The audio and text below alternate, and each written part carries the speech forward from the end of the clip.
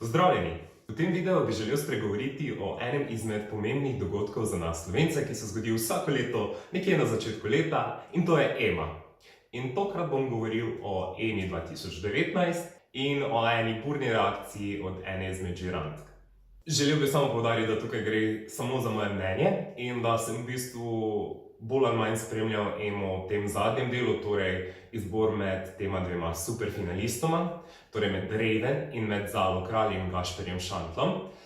In v tem primeru sta potem Zala in Gašper zmagala z 73% glasov, Raven pa je dobila preostanek, torej je ponovno izgubila. V tistem trenutku, ko so naznanili v bistvu zmagovalca, vsi stali na odru, torej žirantka Lea Sirk, Raven in pa potem Zala in pa Gašper ter voditeljica. In ko je voditeljica razkrila, kdo je zmagovalec, je Lea imela zelo burno reakcijo. Saj je namreč Raven prišepnila na uho, fucking ne morem verjeti. In ta izjava je dejansko razpolovila Slovenijo. In ravno ta izjava je po mojem mnenju zasenčila zmagovalcev, torej Zale in Gašperja, in jo izpostavila kot glavni dogodek večera. In zdaj je že cela Slovenija kar nekaj časa, vse od tega dogodka, vse od EME naprej pa do danes govori o tem. In sedaj se je Lea tudi javno opravičila. Kar se mojega mnenja tiče, da vsak reagira na določene stvari v življenju različno. Res je, da včasih uporabiš neprimerne besede, ampak menim, da glede na to, da je ona bila neka strokovna žirantka tam, ki je tudi odločala v bistvu, kdo se je uvrstil v te superfinale, torej sklepam, da je ona in pa ostali žiranti tudi so nekako soodgovorni za uvrstitev Zale in Gašperja v superfinale, tako da v bistvu so si sami krivi, kako bi lahko rekel človek. Ampak, po mojem mnenju je pesem od Zale in Gašperja drugačna in mi je všeč, zelo mi je fajn jo poslušati, tak na chill, in pa se mi zdi zelo moderna. Čeprav po mnenju nekaterih Slovencev seveda to ne drži. A Slovenceljni, kdaj se bo ta favšija enkrat le nehala, ne? To je zelo dobro vprašanje. Ne bi tak favš, ne bi tak jezni, pa vse bo v redu, vse se gre samo za šov. No pa se vrnimo k temi. Torej, ta prva izjava, fucking ne morem verjeti, na odru, ki jo bi naj prišepnila in je bila nažalost ozvočena. Nažalost za njo, ker v bistvu zdaj vsi govorijo o njej v večini v negativnem smislu.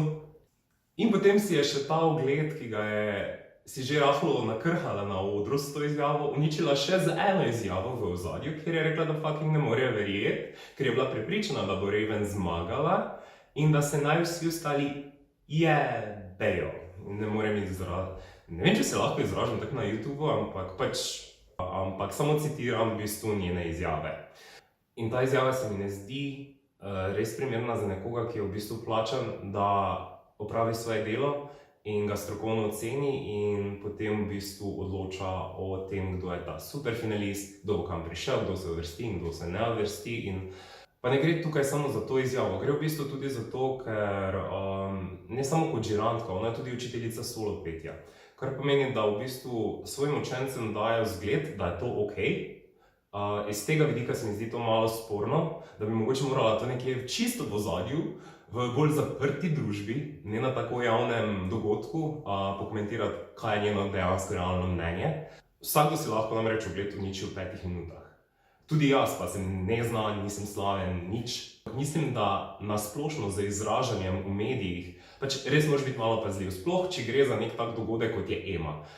EMO dejansko nekateri ne sprejemajo, ampak potem iz drugega vidika pa jo vse eno gledajo, ker vsi pravijo, kaj to potrebujemo, ampak po drugi strani pa vsi radi pokomentirajo, tudi če je dobro ali slabo. Jaz pa mislim, da EMA je tak fajn dogodek, tak en show business dogodek, ki tudi malo pokaže Slovenijo v pevski luči, pa tudi malo pošljemo naše talente v svet, da nas nekako predstavijo. Zdaj včasih nam uspe, včasih nam ne, ampak mislim, da EMA res ni nič kaj tak škodljivega. So marsikatere oddaje prej brez smisla na današnjih TV kanalih in so veliko bolj škodljive, po mojem mnenju, kot pa ta EMA. In mislim, da je fajn, da EMA ohranjamo, čeprav pa res ni fajn, da plačujemo RTV prispevek, ampak mogoče kaj več o tem v katerem drugem videu. Malo prej pa sem pogledal tudi javno opravičilo Lee Sirk in v bistvu rekla je, da je v bistvu to ona, da takšna ona dejansko je, da ona je pristna in pač zato tudi taka bolj pristna reakcija, tako sem nekako razbral iz njenega opravičila. Tudi Lena izjava glede zmagovalne pesmi, da je elektronska in ni nič posebnega, me moti, ker v bistvu tudi ona se je lani na Eurosongu predstavljala z bolj elektronsko glasbo in dejansko sem zelo bil vesel, da je ona lani zmagala in se tudi uvrstila v finale, saj sem zelo navijal za njo. Tako da v bistvu, ne vem, malo je to kontradiktorno glede na to, da letos govori, da je glasba elektronska in nič posebnega, ampak vedno je treba tukaj razmišljati, da ljudje smo si med sabo različni in vsi poslušamo torej različno glasbo. Torej, nekaterim je pač všeč, nekaterim ni všeč, nekaterim detajli neki niso všeč, nekateri glasovi niso všeč, nekaterim, ne vem, cel izgled, cela pesem, marsikaj ni všeč. Ljudje zelo radi pokomentiramo to, kaj nam ni všeč, namesto da bi večkrat pohvalili to, kar nam je všeč. In sploh se mi zdi, da je to res tukaj v navadi nam v Sloveniji, da vse dokler ne grejo tile izvajalci v ta tuji kraj, torej predstavljati Slovenijo na Eurosong, da takrat je večinoma nezadovoljstva, pa face pljuvanja, pa vsega. Ko pa enkrat pride tja in se vrstijo nekaj, pokažejo nekaj, in bolj smo pa vsi naenkrat se pa res v redu zbrali, pa se pa res ni tako slabo, bravo, bravo, čestitamo, ne. Ampak dokler ni nekih rezultatov, mi dejansko pljuvamo. In tudi to se mi zdi iz strani Lee zelo neprimerno. In mislim, da bi lahko res komentarja zadržala zase. Ampak lani priznam, da sem bil zelo vesel, da je zmagala na Emi in šla v tujino in nas dobro predstavljala, se prebila v finalni večer in se mi res privoščil, da bi se vrstila čim boljše. No, da se vrnem nazaj k Lenemu opravičilu. En stavek me je tudi tukaj zmotil. Res ne mislim zdaj pljuvati po Lee Sirk. Mislim, zelo neutralno mnenje imam. Ja, še vedno mislim, da njena pesem od lani mi je recimo všeč. Ne poznam pa njenih novih projektov, ker sam ne spremljam nje kot izvajalke. Ampak tale dogodek pač priznam, da sem želel pokomentirati iz vidika nekoga, ki pač gleda Emo vsa ta leta in ki malo spremlja, kaj se dogaja okoli tega, okoli te znane slovenske kuhne. Mogoče bi pa Ema mogla biti en kuharski TV show. Ste mogoče razmišljali kaj o tem? To bi bilo zelo zanimivo. En tak sketch, kuharski show. Samo pičem idejo.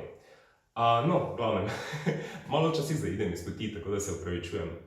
In v opravičilo, kar me je v bistvu zmotilo, pa je v bistvu bilo to, da je tudi rekla, da v bistvu se njej Raven zdi bolj primerna za tujino, zaradi tega, ker jo ima tujina rada, ker je tam veliko pritiska in preveč kako bi rekel, preveč teh vaj, da so te vaje naporne. V bistvu tudi za Emo so se mogli vsi izvajalci zelo dobro pripravljati, vsi so mogli narediti skladbo, jo posnet, kompozati, vse v glavnem so produkcije, vse so mogli izvajalci sami narediti.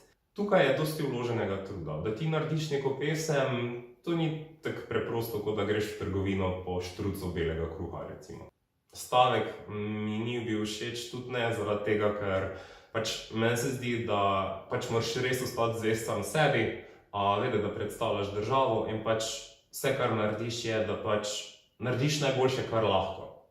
In poglejte, ne, kaj se zdaj dogaja dejansko, trenutno, je Slovenija po nekih stavnicah celo na drugem mestu.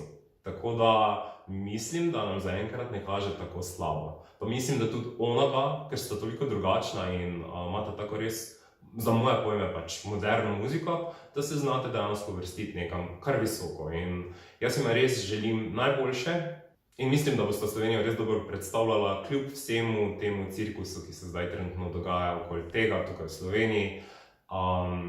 Tudi Lee želim najboljše, res ni bil to, kako bi rekel, hejt neki video, ampak v bistvu moje samo mnenje glede pristranskosti in moje mnenje glede tega, kako bi se moral nek žirant obnašati.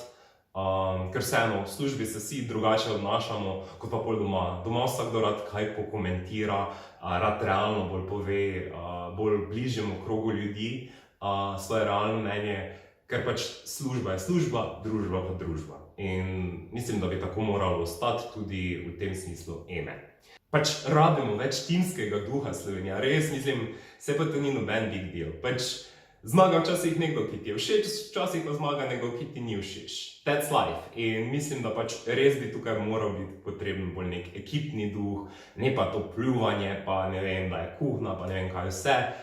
Če gremo se nekega šovat, se gre cela Evropa tega, pa tudi Avstralija se nekaj pridružuje, tako da pač just have fun. Torej, zabavajmo se, imejmo se lepo bodite in hvala, da ste gledali moj video. Če vam je bil video všeč, mu lahko daste thumbs up in pa pokomentirate tudi kaj v komentarjih spodaj pod tem videom. In pa nasvidenje do naslednjič. Čau!